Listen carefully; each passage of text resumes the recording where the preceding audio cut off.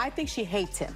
Yeah, well, yeah. Okay, so we can all That's a agree on given. that. I also think that she wants to take him out. She does not want to be the first lady anymore. As you may heard, I filed a few lawsuits, and I'm in the court now because they accuse me of doing stuff that I never did in my life, and they wrote lies, and I will not allow that. I will fight till the end because I don't want that they damage my reputation and my name. The View had once stood as an iconic mainstay of daytime television, known for its dynamic mix of personalities and its unapologetic dive into hot-button topics.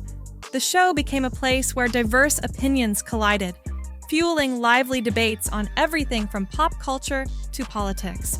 Audiences loved the electric energy, with each episode sparking conversations in homes across the country, mirroring the debates of everyday life. But no one could have predicted just how quickly the show would descend into chaos, all triggered by one explosive lawsuit. In a matter of days, what had once been a staple of daytime TV was set ablaze by a chain reaction of controversies, each more shocking than the last. Even a team of seasoned producers and co-hosts couldn't put out the fire. When the smoke cleared, The View was no longer just a show. It was a symbol of the fragility of public media. The worst part, one of its most outspoken hosts, Sunny Hostin, found herself at the epicenter of the storm. The first whispers of trouble came quietly. Production staff began to notice a change in the atmosphere, a shift that could only be described as palpable tension. The usual lighthearted banter between the co-hosts had been replaced by careful, guarded conversations behind closed doors. It was as if the show was walking on eggshells, with everyone conscious that one wrong move could trigger an even bigger fallout. Rumors started circulating about a looming lawsuit that could change everything. It wasn't just another routine complaint or a minor legal skirmish. No, this lawsuit was different. The plaintiff, believed to be a high-profile individual with a reputation for aggressively defending their image, was not someone who could be easily bought off or silenced. What made this situation even more precarious was that the person behind the lawsuit had powerful connections in both corporate and political circles, making the stakes even higher. The first hint of what was to come occurred when Sunny Hostin, known for her forthright commentary and willingness to speak her mind, made an on-air remark that would set everything in motion. At first, it appeared to be just another spirited debate, a hallmark of The View. Sunny and her fellow co-hosts took their seats, ready to dive into the day's controversial topic. But when the conversation took a sharp turn toward one particular public figure, things escalated quickly. Sunny, as she often did, didn't hold back. Her commentary was pointed, sharp, and relentless, tackling the issue head-on with no filter. The room fell eerily quiet. The usual background hum of the control room stopped dead in its tracks. Some viewers cheered for her boldness, applauding her for calling out perceived wrongs. But others, particularly those with a vested interest in the subject of her critique, weren't as pleased. The target of Sunny's remarks was a figure known for fiercely defending their public image. They didn't take criticism lightly, and they certainly didn't forget when they were called out on live television.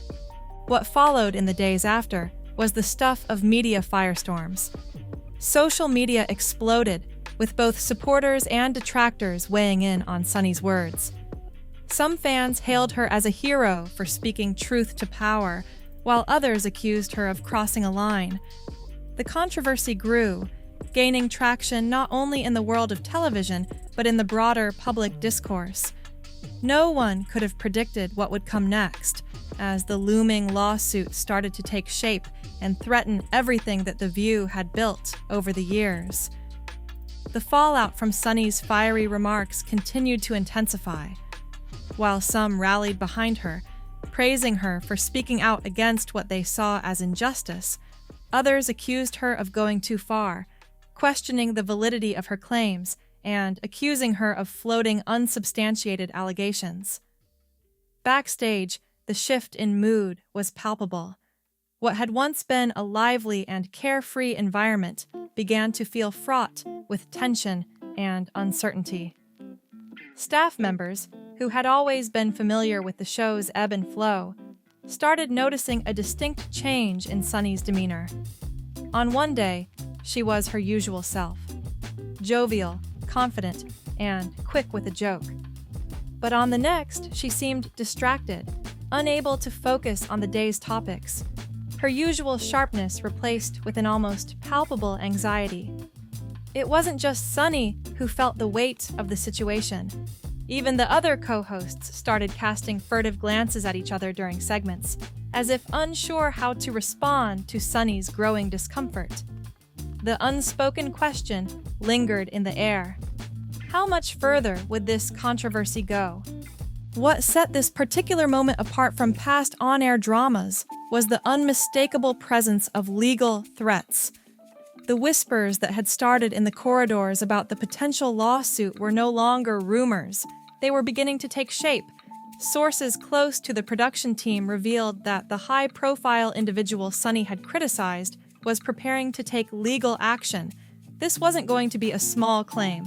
The lawsuit, insiders feared, could be massive, with the Views network, and possibly even Sunny herself, named as defendants. The rumored amount that was being sought was enough to send shockwaves through the network's executives. The View had faced its fair share of lawsuits over the years, but this was different. The figures being discussed were so staggering that even the seasoned legal team at ABC felt the weight of the situation. No one had expected something of this magnitude, and certainly no one had anticipated that the very existence of The View could be at risk. At first, Sunny seemed unfazed. She had dealt with legal threats before and was no stranger to the rough-and-tumble world of broadcast television.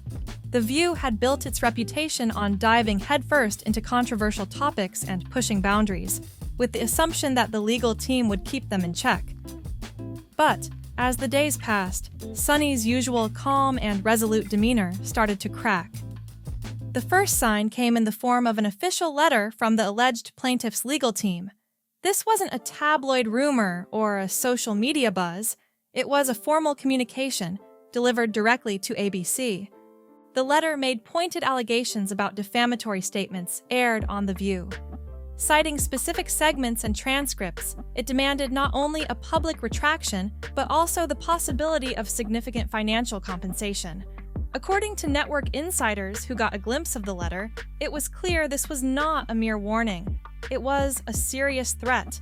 The possibility of a lawsuit with its eye-popping price tag caused a ripple of panic among The View's producers. Emergency meetings were called, and ABC's legal team pored over everything from aired segments to internal communications. They combed through footage, scrutinizing each line for any sign of editorial misstep or potential misrepresentation. Were there any moments when the show had crossed the line? Were there moments where Sunny's passionate remarks had gone too far, especially when discussing unverified allegations? In the world of talk shows, it wasn't uncommon for controversial topics to be accompanied by disclaimers, reminding viewers that the opinions shared were just that, opinions, not facts. But as the producers reviewed the material, it became clear that this situation was much graver. Some producers recalled an episode where Sunny, in her usual fiery style, had spoken quickly and passionately about serious allegations, referencing information that hadn't been fully substantiated. Could this be the moment that put them at risk? On the surface, the show tried to maintain its usual upbeat tone. Announcers carried on with their usual banter, discussing celebrity gossip and the latest political developments. But off-camera, the tension was palpable. The show's usual sense of fun seemed to evaporate, replaced by a more cautious atmosphere. Joy Behar, ever the jester, tried to lighten the mood with her usual humor, but her attempts felt forced, and her jokes didn't land as they used to. Whoopi Goldberg, a pillar of the show, appeared particularly reserved, avoiding comments that could be misinterpreted. It was as if the entire crew was holding its breath, unsure of how the next twist in this legal drama would unfold. As the days wore on, it became increasingly clear that the tension within the View studio was mounting. Sarah Haynes, ever the diplomat, adopted a cautious, wait-and-see approach, offering strained politeness whenever the topic of Sunny's comments came up. It was evident to everyone on set that the weight of the situation was pressing down on them, but no one could discern a clear way forward. The silence between segments felt heavier with each passing moment, a collective uncertainty hanging in the air. Then, the blow everyone had been fearing finally came. The lawsuit was officially filed. Thick with legal citations and blunt assertions, the court papers alleged that both The View and Sunny Hostin had caused irreparable harm to the plaintiff's reputation by making specific factual claims without sufficient evidence to back them up. This wasn't a standard dispute. It was a full-fledged legal assault that would demand the show's full attention. Behind the scenes, The View's legal team scrambled to prepare a public response. The stakes were high. One wrong word, one misstep, could escalate this crisis beyond control. After much deliberation, the network released a public statement acknowledging the lawsuit, but its tone was as measured as could be. It reaffirmed the show's commitment to defending its right to discuss matters of public interest, but the phrase "matters of public interest" held a subtle but powerful implication. Could the original segment have gone too far? Could it have ventured beyond opinion into territory that was more dangerous, more damaging? Once the lawsuit became public, the atmosphere in the studio became even more tense. Reporters and photographers descended on the location, eager for any new details or sensational tidbits to fuel the drama. Cameras snapped photos as co-hosts hurried from their cars to the dressing rooms, and reporters called out questions in a frenzy. Outside, the usual calm was replaced by a barrage of scrutiny, and inside, the network's corporate partners began to react with increasing caution. Alarmed by the negative press swirling around the show, major advertisers who had once been eager to associate their brands with The View began to pull back. Campaigns were put on hold, and some companies, longtime sponsors of the show, quietly dropped their support. The loss of these sponsorships was a blow to the show's financial stability, threatening its very lifeblood. Rumors of The View's cancellation began to make the rounds on entertainment blogs. Some staff members held on to hope, insisting that the show had weathered controversies in the past and could do so again. But, as the days stretched on, the executives' reassuring words grew fewer, replaced by a sense of urgency. They met in hurried, late-night sessions, consulting with lawyers, and drafting contingency plans. Staff members, some of whom had worked with the show for years, began to feel a sense of inevitability. The end might be coming, and it felt alarmingly real. At the heart of it all was Sunny Hostin. Initially, she tried to project calm, carrying herself with the same confidence that had earned her a prominent spot on the show. But the chaos swirling around her became increasingly impossible to ignore. As the days wore on, co-workers began to notice the toll this legal drama was taking on her. One day, they saw her pacing near the makeup room, her eyes glassy, as if she were on the brink of tears. Another day, she ducked into a corner of the corridor, speaking softly on her phone, presumably consulting with attorneys or close friends. Even producers, who had admired Sunny's fearless approach to speaking her mind, began to question whether they had overlooked the emotional strain she might have been under. Had they missed the signs that something deeper was at play? As the stakes grew higher and the pressure mounted, it became clear that this wasn't just a legal battle. It was taking a personal toll on everyone involved. And at the center of it all, Sunny was left to navigate the storm she had unintentionally set in motion. Behind the scenes at The View, the tension was palpable. Producers and network executives alike were desperately trying to avoid a complete collapse. ABC's legal department suggested issuing a carefully crafted on-air statement from Sunny Hostin, one that might express regret for any misunderstandings caused by her comments. The hope was that this would help to diffuse the situation, calming the storm of negative attention the show had drawn. But every time the suggestion was brought to Sunny, she hesitated. Part of her believed she had done nothing wrong. She had spoken out to hold a powerful figure accountable, much like The View had done for years with controversial figures. For her, the idea of retracting or softening her statements felt like a betrayal of everything the show had stood for. However, another part of her recognized the reality of the situation, that an apology, whether genuine or forced, might be the fastest way to calm the flames. The trouble was, an apology could also be seen as an admission of liability, exactly what the network's legal team feared would strengthen the plaintiff's case. As the days passed, producers attempted to salvage what remained of the show's credibility and reputation.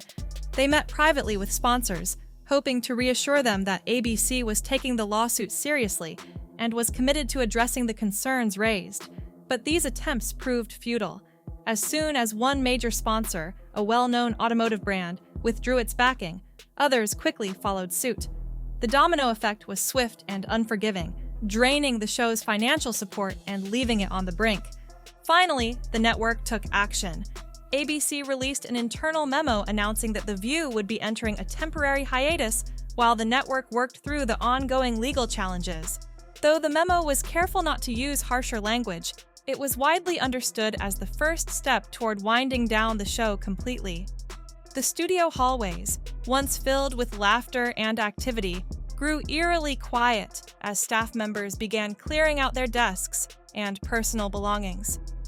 Many exchanged tearful goodbyes, uncertain of what the future held.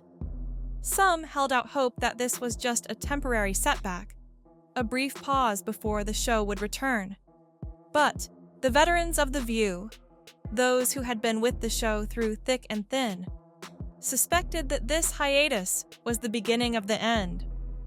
Within hours, the news spread like wildfire. The View was officially canceled due to the new lawsuit. Headlines splashed across tabloids and online news outlets, with commentators eagerly dissecting how a single lawsuit had brought down one of daytime TV's most iconic shows. Industry insiders pointed out that The View had been skating on thin ice for some time, courting controversy for the sake of ratings. This time, however, it seemed they had gone too far. Social media exploded with reactions. Some viewers mourned the loss of a platform that, despite its flaws, had given a voice to women and encouraged robust, often heated debates. Others, however, expressed relief at the news, tired of the constant drama and sensationalism. Meanwhile, some fans were particularly vocal in criticizing ABC for not standing by Sunny more forcefully. To them, The View had thrived on boldness and controversy, and they felt the network had abandoned that spirit when the legal trouble started.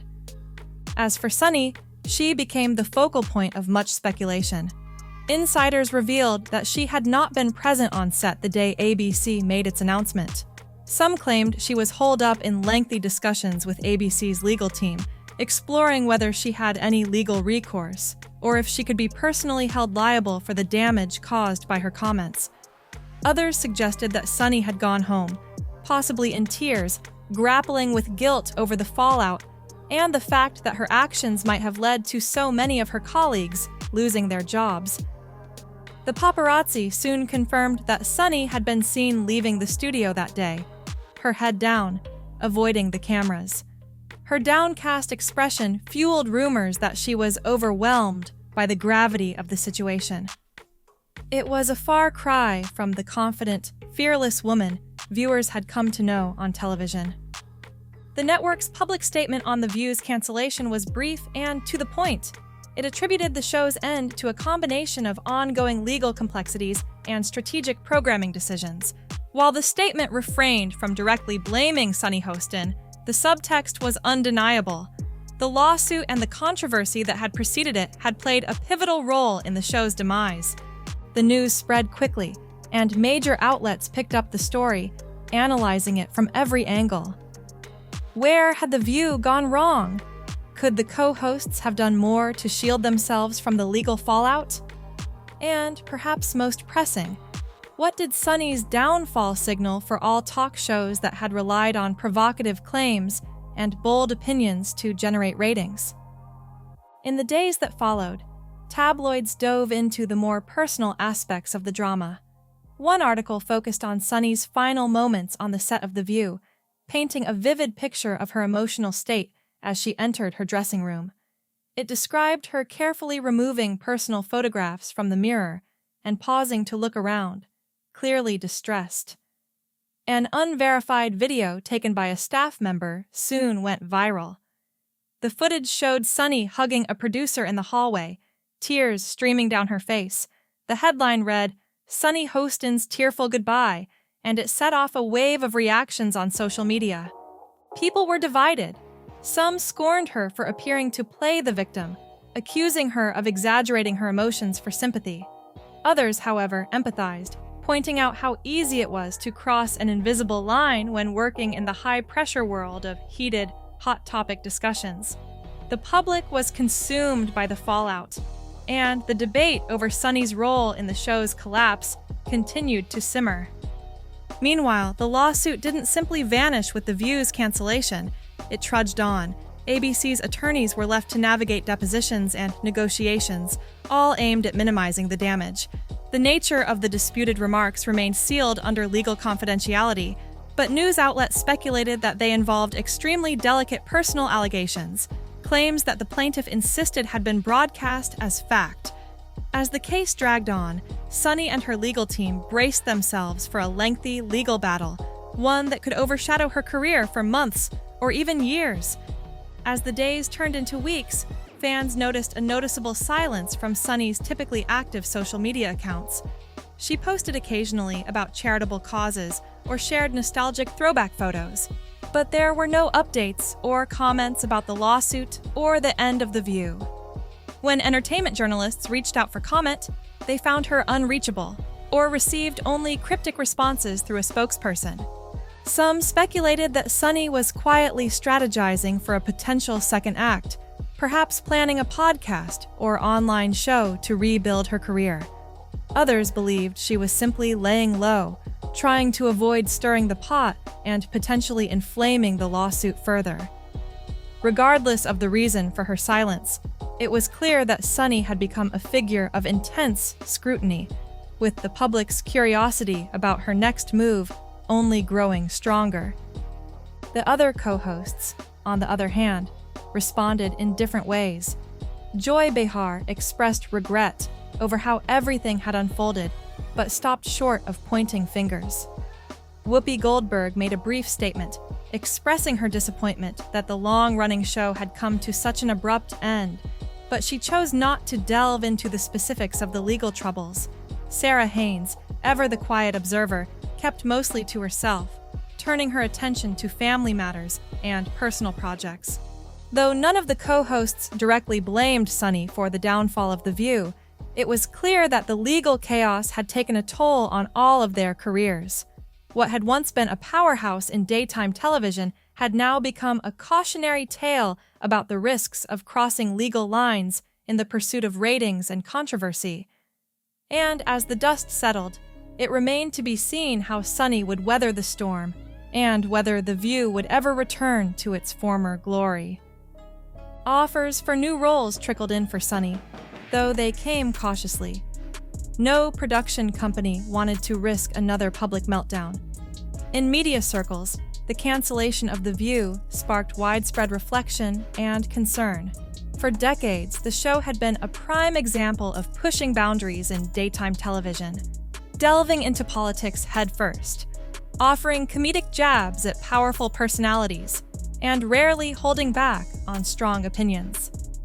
While this approach had drawn a loyal following of viewers who craved authentic banter, it had also left the hosts dangerously close to potential legal pitfalls. The question now was whether The View's demise had set a chilling precedent. Would future daytime shows be forced to curb their discussions to avoid stepping into legal minefields?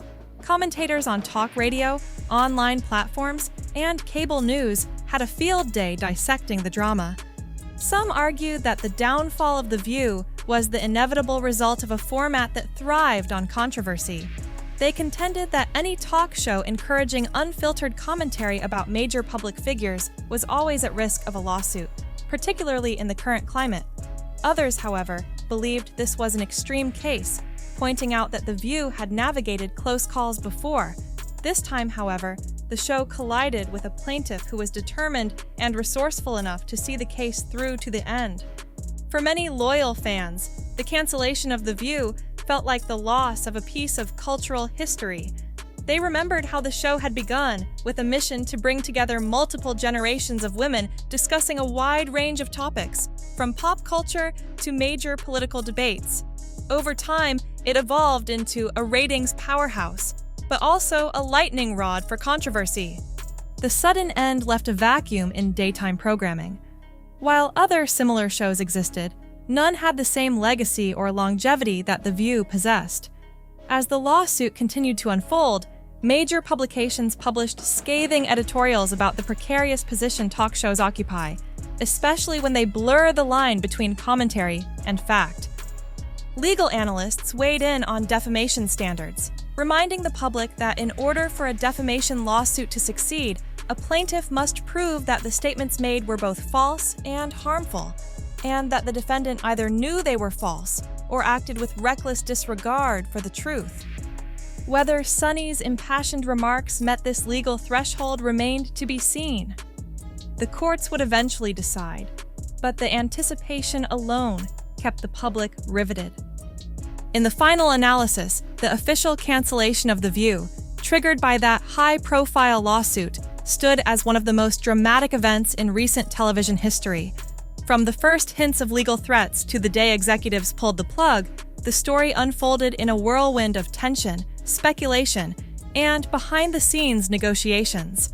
It was a stark reminder of the risks involved when entertainment, opinion, and the law collide on a national stage. When the cameras shut off for the last time, it was more than just the end of a popular daytime show.